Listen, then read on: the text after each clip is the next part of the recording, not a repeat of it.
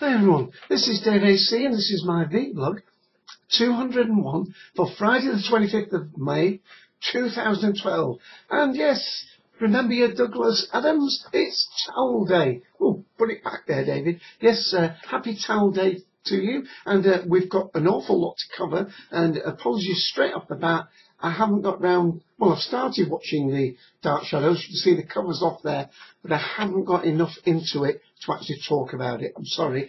But let me say, happy Towel Day, happy SpaceX, happy PGA, happy BAFTAs, happy Doctor Who. And I think that's all worth drinking to in under 15 minutes. Well, let's start with podcasting news. Ian, the Sixth Doctor, and myself was helping Podshock out. Remember, Podshock 270 has gone out, but Wednesday that's just gone, we were helping Lewis again on episode 271. Hopefully that will be on the feed soon.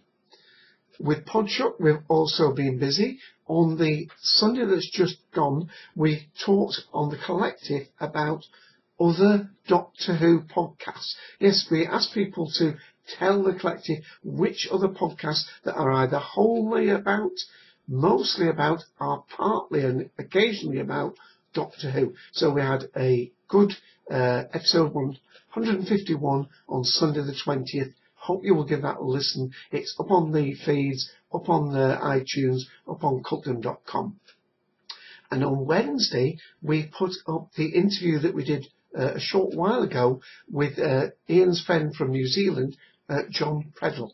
Now, just let me read so I get this absolutely right, just in case you're not aware of who he is immediately.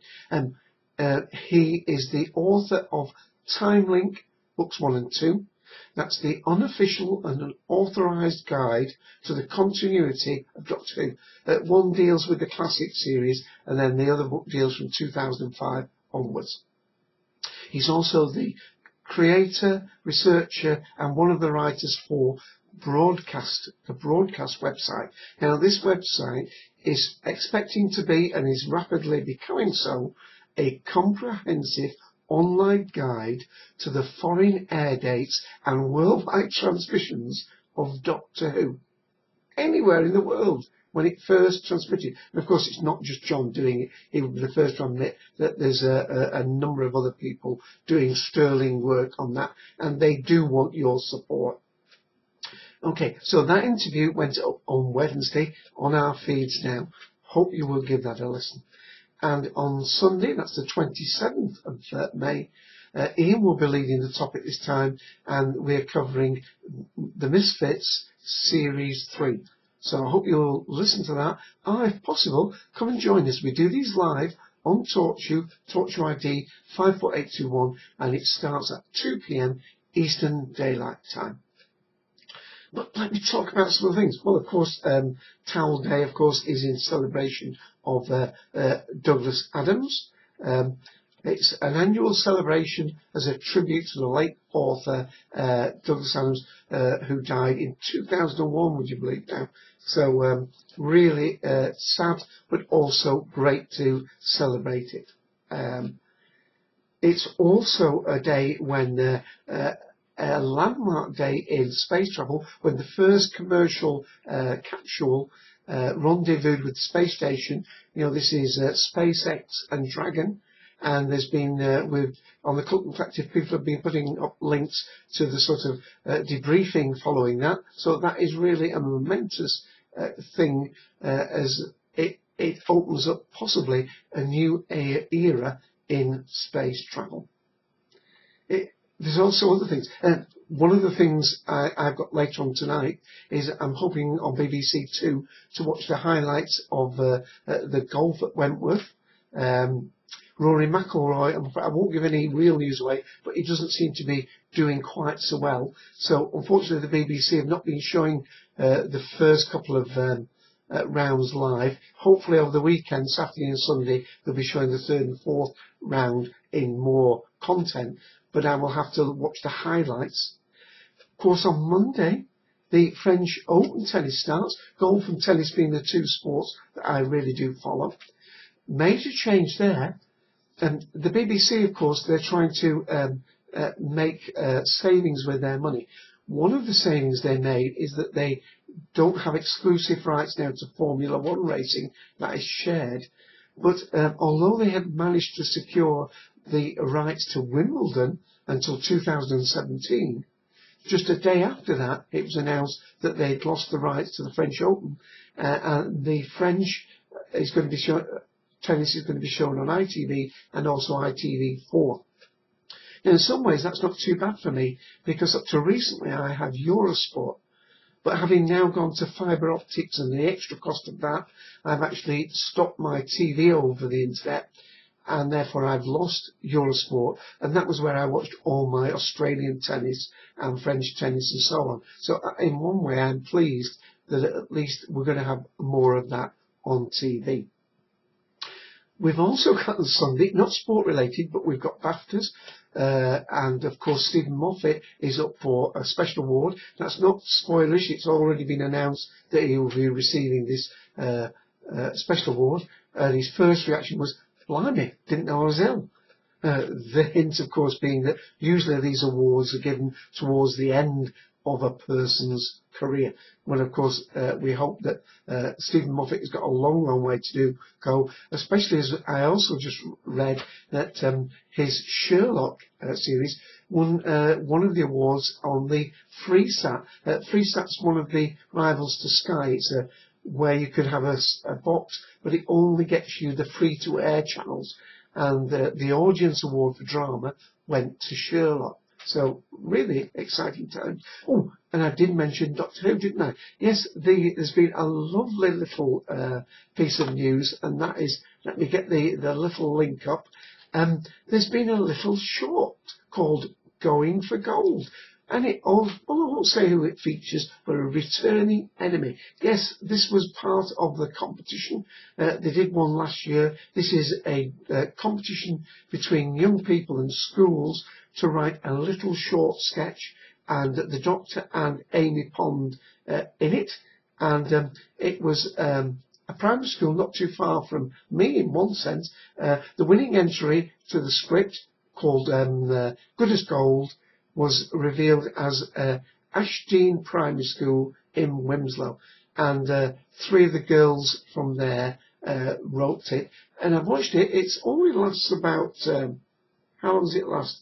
It's only about three and a bit minutes, but really very enjoyable. Well done, girls, and well done the BBC for having that script competition.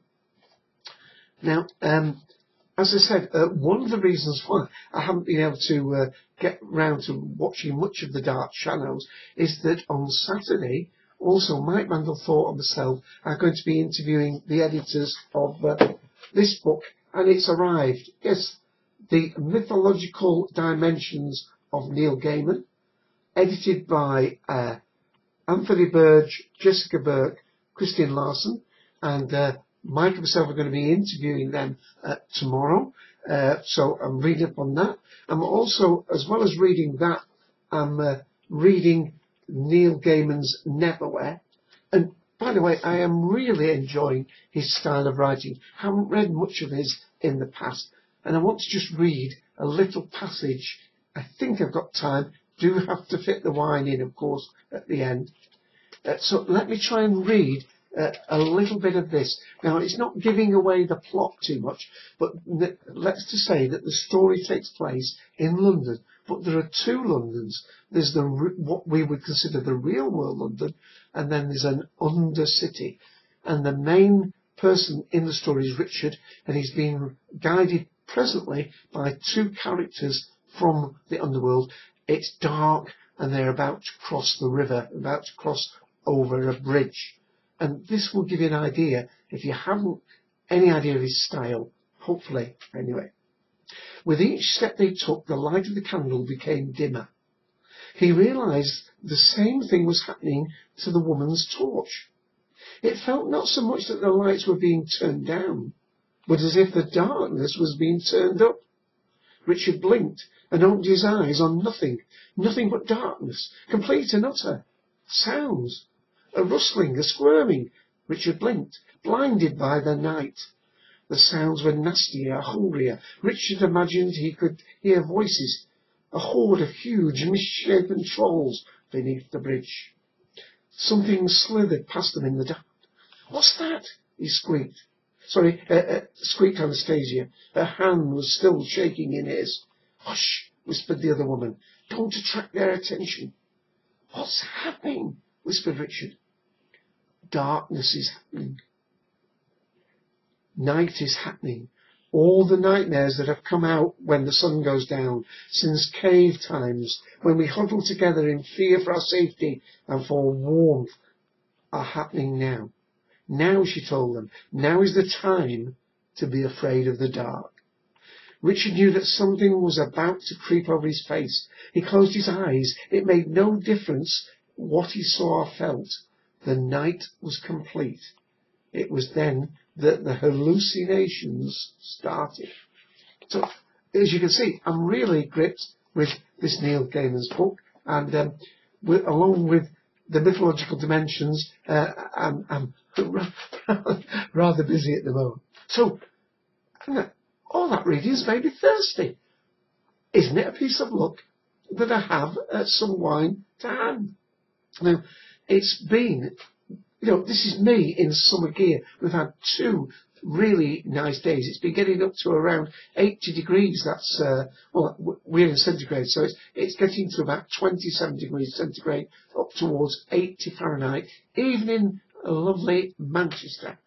And so I really should have possibly had a chilled white wine, but I'd already picked out this wine. There it is. Bodega Monterrey, is that? It's from Mendoza region of Argentina. Yeah, forgot then. 2011. The great there, Malbec and Shiraz. Freeze frame. Hopefully that's in focus. Focus, darn it. There we are. Freeze frame. And it's 13%. And I've got some poured out. It's been open about an hour now. And I should just say, by the way, the weather's been so warm. I'm doing this towards 11 o'clock at night. As I say, I want to go and watch the golf in a minute. So it's not too bad. But if I was drinking this early in the evening, I think I would have had to put it into the fridge just for 10 minutes or so, just to bring it down. It would have been actually too warm. It says drink between 16 and 18 degrees. I think it's nearer to 22 degrees in this room at the moment. So there it is poured out. It's a lovely, rich, deep red. And I'm getting lots of bramble fruit. Now it does say, I had a look on the label just then, and it does say a little bit of violet, which I associate with Pinot Noir. But I'm not really getting much floral from it. I am getting more brambles and earthiness. Let's have a taste. Well, the Malbec's bringing the fruit there, and the Syrah's bringing, it's like a vanilla edge. I think it says chocolate on there. I'm not getting a lot of chocolate from it, especially not as much as the Spanish wines I usually drink, but there's definitely a vanilla and oak edge to that, and quite a long finish. Let's have another taste.